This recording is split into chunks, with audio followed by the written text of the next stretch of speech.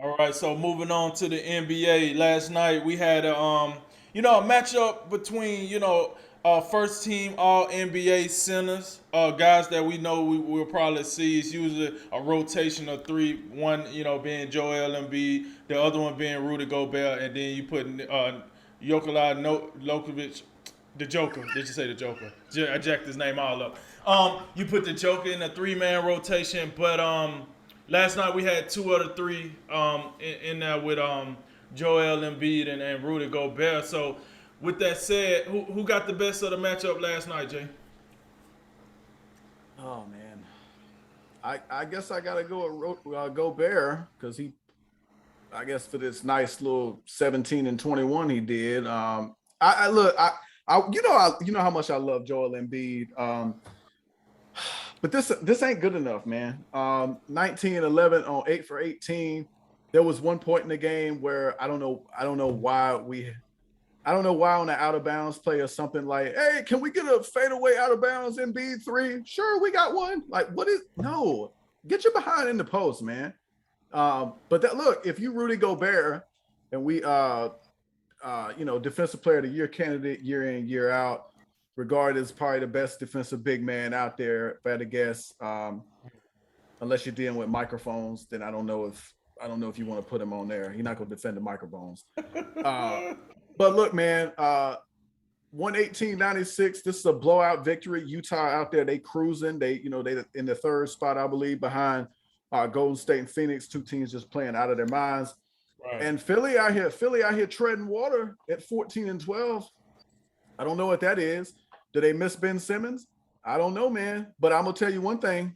They need to get Ben Simmons off this roster because if he's not on the roster helping you, not that he would solve all these problems. I mean, I don't know how. I don't think they'd be 14-12. Maybe they're 16-10 or something. I don't know. I But think they bet. I think we could both say they would be better defensively if he was there, though. yeah, probably so. Probably so. But like, I thought the offensively was the problem last night. I mean, 43% shooting overall. You shoot 6 for 33 from the 3 point line. I tell you one thing, Ben Simmons ain't helping with that. We know that. That is factual. But I mean, it's a little surprising because Philadelphia normally plays really well at home. Uh, they did not play well at home in this one. I thought late in the second quarter, that's when the game started to really tilt Utah's way. Mitchell kind of got it going a little bit, hit a couple threes, particularly coming off a screen roll where MB is just not interested in coming up and challenging. He'll just sit in the paint. And when you do that, you give up wide open threes. I think, overall, my question is because obviously we know Quinn Snyder's a good coach. We know Mitchell's an all-star caliber player, probably better than an all-star. He's somewhere in that star. He's a star in this league. I don't know if we're ready to go superstar yet, but he's a great player. Gobert, I've been hearing whisperings that he's in the MVP conversation. Have you heard that? Or is that No. just me? That's just me being ridiculous. Well, I don't know, man. You might. I listen. My circle's small, so maybe I missed it. But I ain't seen it. I mean, he had a Maybe that good game last night, but I don't know about the MVP conversation. maybe that's just some Twitter foolishness I'm reading. But look, he's getting 14.9 points, 14.7 rebounds. We'll just call that 15 and 15. I assume he's playing just this all-world defense. Look, the question I have for the Utah Jazz, when you gonna do something in the playoffs worth talking about? I think that's the next thing for this team.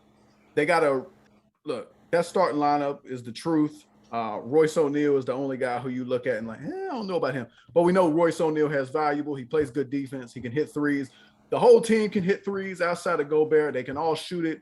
We know Clarkson, reigning sixth man of the year. They bring Ingles off the bench. Now they got Hassan Whiteside on this bench. So that's a deep team. I like what they have, but it come down to playoffs. They was the number one seed last year. They get bounced in the second round by the Clippers with no Kawhi Leonard. So that's my question there. I don't need to see any more out of Utah in the regular season to say, okay, that's a real bona fide team.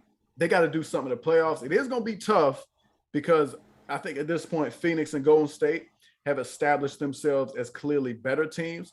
But over here for Philly, man, Paging Doc Rivers. Can we get Doc Rivers in here to get this thing moving? Because this is not it, man. Yo, hey, question: Do you think Doc Rivers is washed up? Man, he didn't look washed up last year. He had Philadelphia had made a market improvement. There was definitely a difference between the Doc Rivers coach Sixer team and what Brett Brown was giving us. I think we have to say that. But then, like, now all of a sudden in the playoffs, things go awry because Ben Simmons just ain't cutting it. And now, like 14-12, like you an average basketball team getting blown out at home by the Utah Jazz. And even though Ben Simmons ain't there, Drink, I made this point several times last season. They got a really good a bunch of quality dudes in the backcourt with Seth Curry, with Maxey, Thibault, Milton, Korkmaz. I mean, all of those guys are quality NBA players. Notice I left out Danny Green with his donut self last night. But man, that's a lot of quality NBA guards that can do, and they all bring something a little bit different.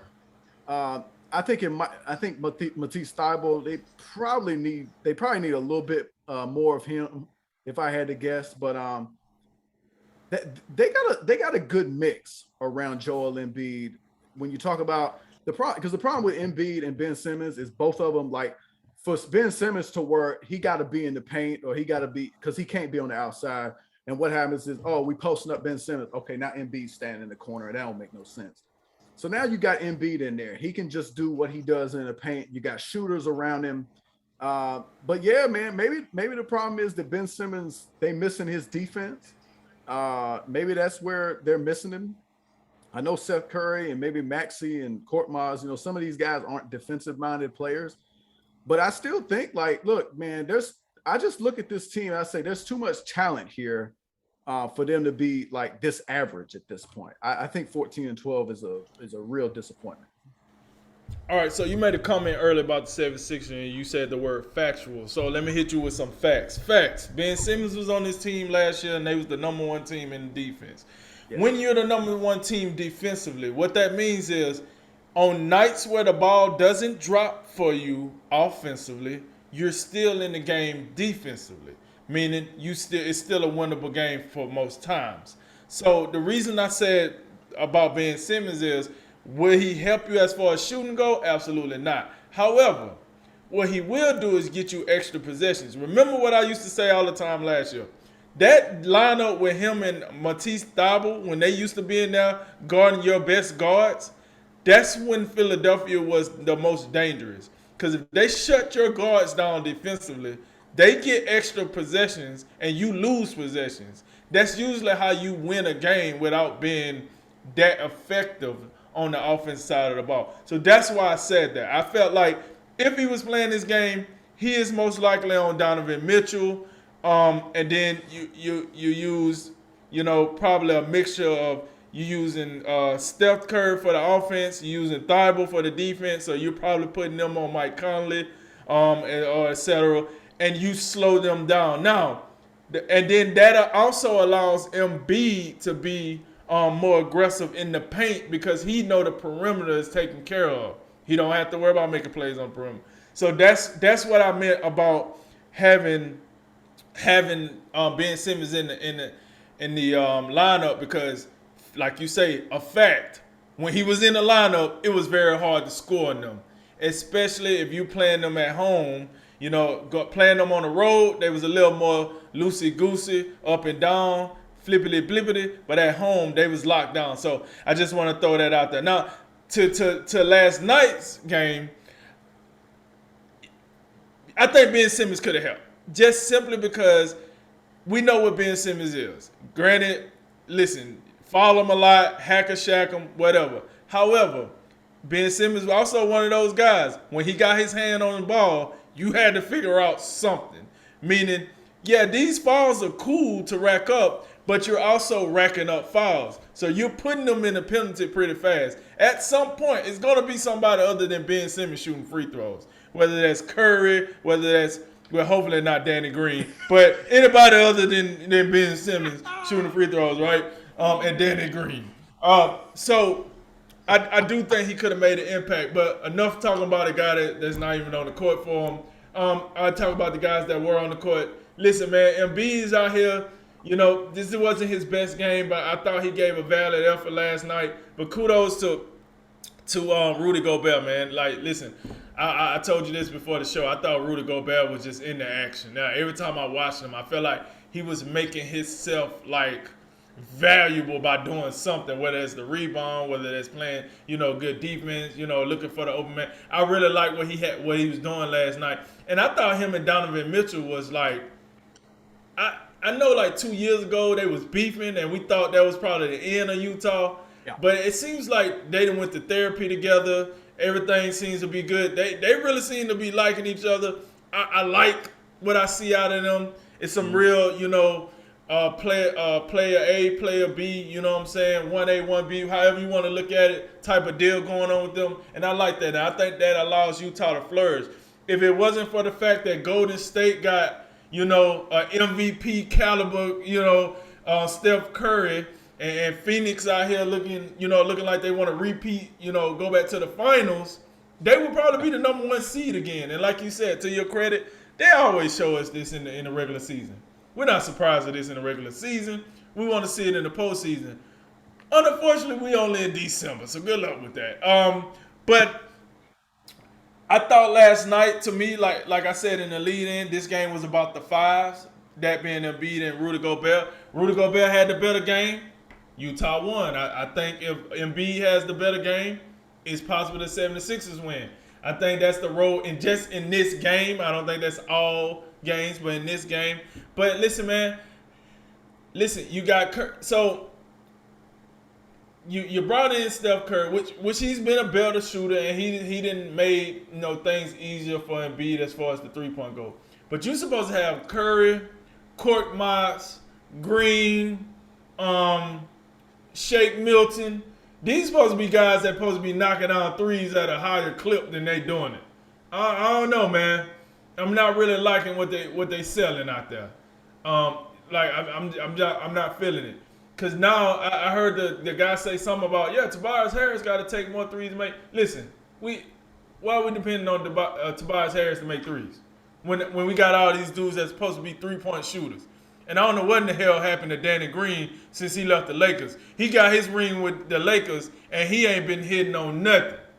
You can't squeeze 2 cents out that nickel. That he ain't hitting on nothing right now. So they might need to just find some more minutes for somebody else and go and get him on out the way, because he is a waste of space right now. He is, listen, I heard when the NBA awards come around, they want to do a least valuable player award, and right now Danny Green is in the running for it, baby, because he is out here just stinking up the joint. Smells like a straight BFI bin if I ever smelled one myself. The joint is stinking in here. Somebody open that window. So I think one of the bigger things, to your point, is they're not getting good 3-point shooting. Like last year, to the credit, I give defense credit, but I did think they shot the 3 very well last year as well.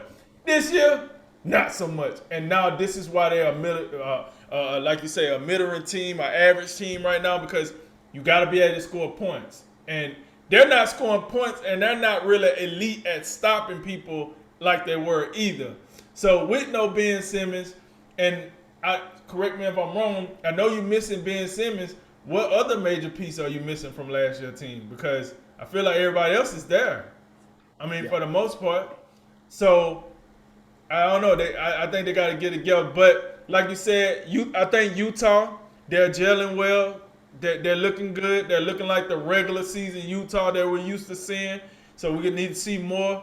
But this year, I think they're no matter how good you're playing right now, unless Phoenix wake up and just say, "Hey, Chris Paul, go shoot some more State Farm commercials. We ain't got it for you right now." And Golden State wake up and say, "You know what, Steph, we're gonna shut you down." Yeah, Clay falls down the stairs or something. You know what I'm saying? Like, I think those guys would be stuck in the 1 and 2 spots, whichever way. And I think Utah, very, very good third team.